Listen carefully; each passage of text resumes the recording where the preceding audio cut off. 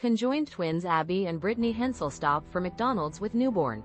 Conjoined twins Abby and Brittany Hensel were recently spotted enjoying a casual outing with their newborn child. The pair were photographed grabbing a bite to eat at McDonald's, showcasing their everyday life with the baby. They were seen laughing and chatting with a friend before heading off in their Tesla.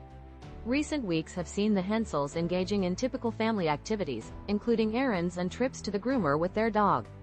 While they haven't officially confirmed the baby's arrival publicly, the photos strongly suggest they've welcomed a new addition to their family. These sightings follow the news of Abby's marriage to Josh Bowling in 2021, a union that generated considerable online interest. The Hensels have maintained a relatively private life, but these glimpses into their daily routines offer a fascinating look into their family life. The couple's ability to navigate the challenges of daily life as conjoined twins, while simultaneously raising a child, continues to captivate and inspire many.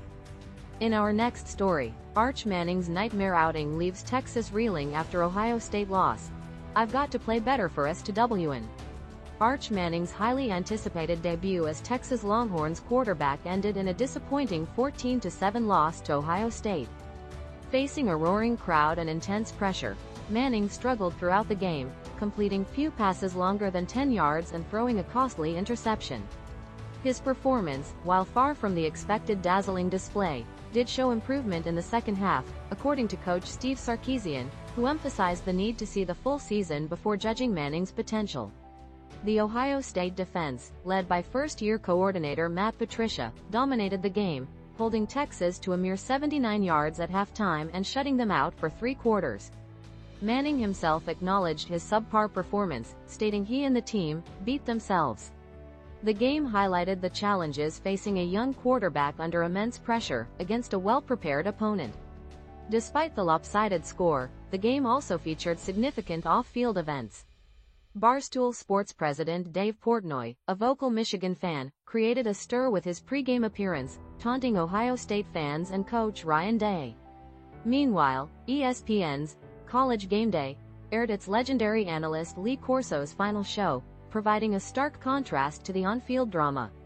The game served as a backdrop to a season brimming with off-field controversies, including player compensation, NCAA lawsuits, and ongoing debates regarding the college football playoff format.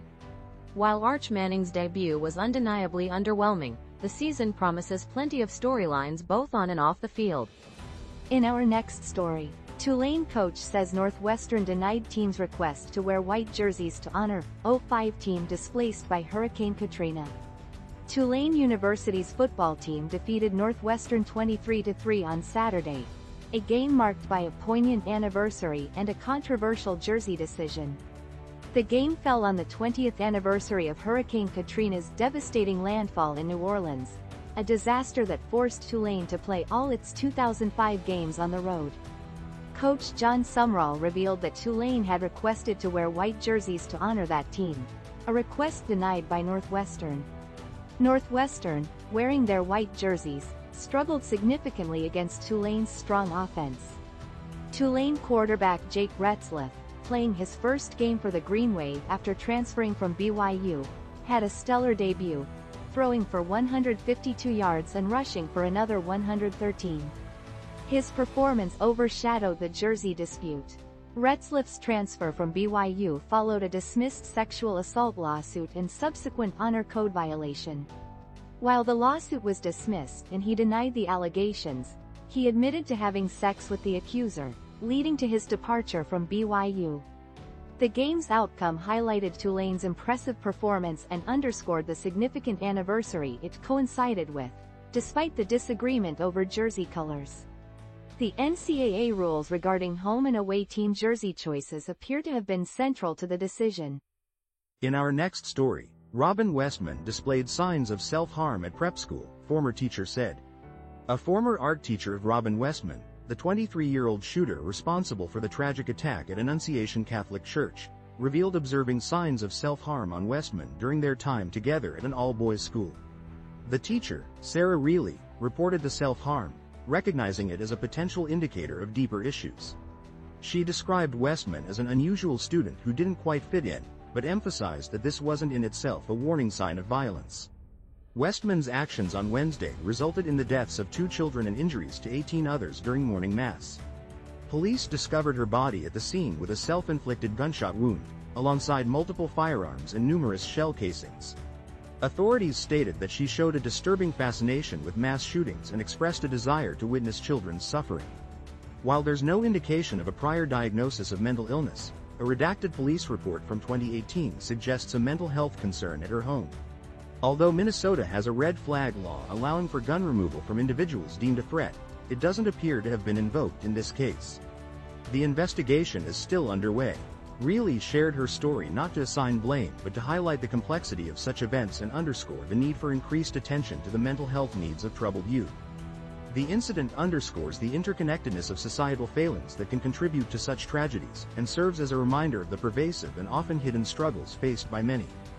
In our next story, Frankenstein Gets Monster 15-minute ovation. Guillermo del Toro's highly anticipated Frankenstein premiered at the Venice Film Festival to a rapturous reception, receiving a 15-minute standing ovation. This marks another potential triumph for the acclaimed director, following his Golden Lion win for The Shape of Water and its subsequent Oscar success. Del Toro's adaptation of Mary Shelley's classic novel stars Oscar Isaac as Dr. Victor Frankenstein and Jacob Elordi as the creature. The film explores the tragic consequences of the scientist's ambition, depicting both the creator and creation's ultimate downfall. The director himself revealed his lifelong fascination with the story, explaining that the creature, as portrayed by Boris Karloff, represented a powerful image of sainthood to him in his youth. He waited to bring his vision to life until he felt he could achieve the necessary scope and scale to make it truly unique. A stellar supporting cast includes Mia Goth, Felix Kammerer, Lars Mikkelsen, David Bradley, Christian Convery, Charles Dance, and Christoph Waltz. Netflix will release Del Toro's Frankenstein in